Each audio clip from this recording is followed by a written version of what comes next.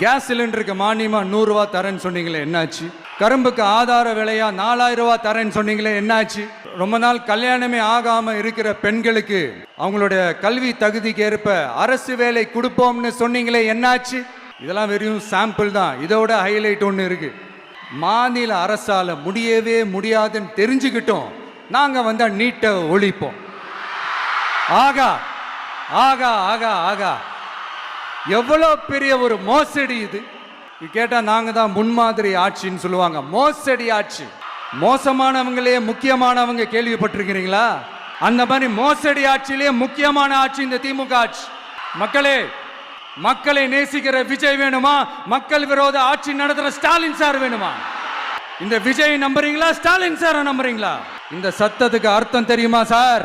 ஸ்டாலின் தொடரட்டும் அப்படின்னு அர்த்தம் கிடையாது. தீய சக்தி திமுக ஆட்சி மறையட்டும்